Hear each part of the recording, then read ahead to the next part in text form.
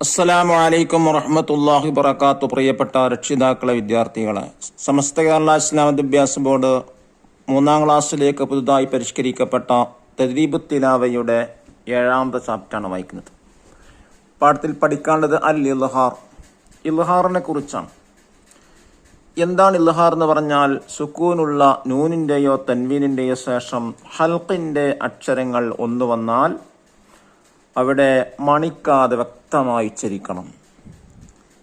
6 അക്ഷരങ്ങളാണ് ഹൽക്കിൻ്റെ അക്ഷരങ്ങൾ. ഏതൊക്കെ ഇൻഷാ അല്ലാഹ് പറയുന്നുണ്ട്. നമുക്കൊന്ന് വായിക്കാം. അൽ വഹദത്തു സാബിയ 7ാമത്തെ യൂണിറ്റ്. അഷ്ഹർ റബീഉൽ ആഖിർ. റബീഉൽ ആഖിറിലാണ് ഈ പാഠം തീർക്കേണ്ടത്. അദദുൽ ഫുസൂലി 18 പീരീഡുകളാണ് ഇതിന് വേണ്ടത്. മഖ്തഉ ഷഹർ മിൻ അവ്വലി സൂറത്തുൽ അഹ്ഖാഫി ഇലാ ആഖിരി സൂറത്തി മുഹമ്മദ്. ഈ മാസത്തിൽ തീർക്കേണ്ട 2 സൂറത്തുകളാണ്. അഹ്ഖാഫ് സൂറത്തിന്റെ ആദ്യം മുതൽ മുഹമ്മദ് സൂറത്തിന്റെ അവസാനം വരെയുള്ള ഭാഗങ്ങൾ.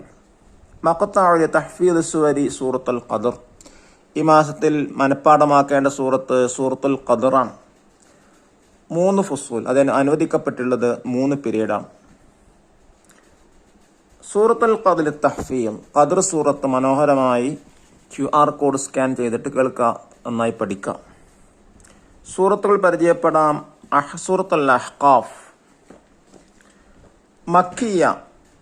ആയാത്തുഹ 35 ആയത്തുകളാണ്. തർത്തീബുഹ 46ാമത്തെ സൂറത്തുമാണ്. 2ാമത് സൂറത്ത് മുഹമ്മദ് മദനിയ. ആയാത്തുഹ 38 ആയത്തുകളാണ്. തർത്തീബുഹ 47ാമത്തെ സൂറത്താണ്. പാരായണം കേട്ട് പരിശീലിക്കാം.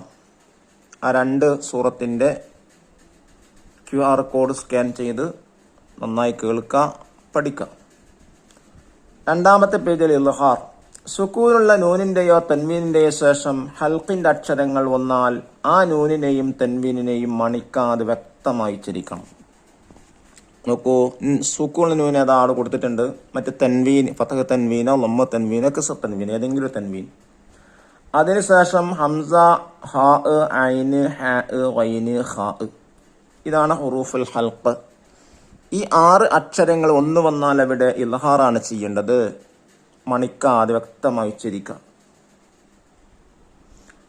ഐന്, ഹ, ഐന് എന്നീ അക്ഷരങ്ങൾ വരുന്ന 2 പദങ്ങൾ വീതം പാഠഭാഗത്ത് നിന്ന് കണ്ടുപിടിക്കാം, എഴുതി പരിശീലിക്കാം. നമുക്ക് നോക്കാം.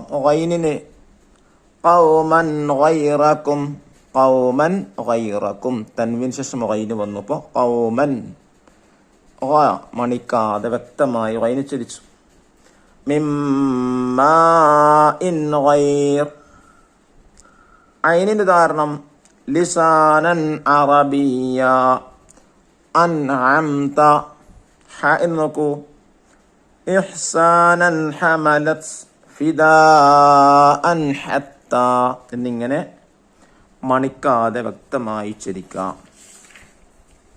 പദങ്ങൾ എഴുതി പരിശീലിക്കാം. ആദ്യം പദങ്ങൾ ഒന്ന് വായിച്ച് പഠിക്കാം.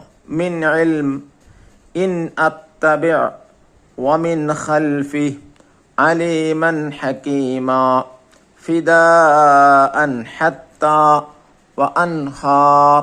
ഇത് 3 വട്ടം ഓരോന്ന് എഴുതാം. പാഠഭാഗത്ത് നിന്ന് കണ്ടെത്താം. മിൻ അസൽ മുഹമ്മദ് സൂറത്തിൽ നിന്നാണ്. 508ാമത്തെ പേജ് 15ാമത്തെ ആയത്ത്. ഖൗമൻ ഗൈറകും മുഹമ്മദ് സൂറത്തിൽ തന്നെ 510ാമത്തെ പേജ് 38ാമത്തെ ആയത്ത്.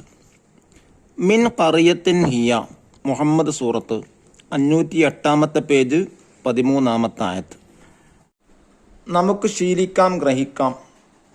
അള്ളാഹുവിൻ്റെ വചനങ്ങളായ ഖുർആൻ രേഖപ്പെടുത്തപ്പെട്ട ഗ്രന്ഥമാണ് മുസ്ഹഫ്. അത് ശുദ്ധിയില്ലാതെ സ്പർശിക്കുന്നത് കുറ്റകരമാണ്. ഇതിൽ പ്രധാനപ്പെട്ട പഠിക്കേണ്ട ഒരു ആശയം എന്താണ് മുസ്ഹഫ്? അള്ളാഹുവിൻ്റെ വചനങ്ങളായ ഖുർആൻ രേഖപ്പെടുത്തപ്പെട്ട ഗ്രന്ഥം. അത് ശുദ്ധിയില്ലാതെ സ്പർശിക്കാൻ പാടില്ല. ഉളു ഇല്ലാതെ ഖുർആൻ അല്ലെങ്കിൽ മുസ്ഹഫ് തൊടാൻ പാടില്ല. മുസ്ഹഫ് തൊടണമെങ്കിൽ ഉളു നിർബന്ധമാണ്. ദുആഉൽ ഖുർആനി, ഖുർആനിൽ പ്രാർത്ഥന. റബ്ബനാ ആതിനാ മിൻ ലദുൻക റഹ്മതൻ വഹയ്യിഅ ലനാ മിൻ അംറിനാ റഷദാ. ഈ ദുആ കാണാതെ പഠിക്കാനാണ്. ഒരുപാട് തവണ ഓതിയാൽ തന്നെ ദുആ പഠിക്കും. ഇനി മാസാന്ത മൂല്യനിർണ്ണയം ഉസ്താദാണ് ചെയ്യേണ്ടത്, അധ്യാപകനാണ് ചെയ്യേണ്ടത്. അധ്യാപകൻ കുട്ടിയുടെ മാസാന്ത പഠന പ്രവർത്തനങ്ങൾ വിലയിരുത്തി താഴെ യോജിച്ച കോളത്തിൽ സ്റ്റാർ നൽകാനാണ്. മുംതാദ് ഏറ്റവും മികച്ചത്, ജയ്യിദുൻ ജിദ്ദ വളരെ നല്ലത്, ജയ്യിദ് നല്ലത്, വൈറ് ജയ്യിദ് നല്ലതല്ല. ഏതാണ് കുട്ടിക്ക് അനുയോജ്യം? ആ അനുയോജ്യമായ കോളത്തിൽ സ്റ്റാർ നൽകി കുട്ടികളെ മോട്ടിവേറ്റ് ചെയ്യുക എന്നുള്ളതാണ്. അല്ലാഹു തആല നന്നായി പഠിക്കാനും അതനുസരിച്ച് പ്രവർത്തിക്കാനുള്ള തൗഫീക്ക് നമുക്കൊക്കെ പ്രദാനം ചെയ്യട്ടെ. അസ്സലാമു അലൈക്കും വറഹ്മത്തുള്ളാഹി വബറകാതുഹു.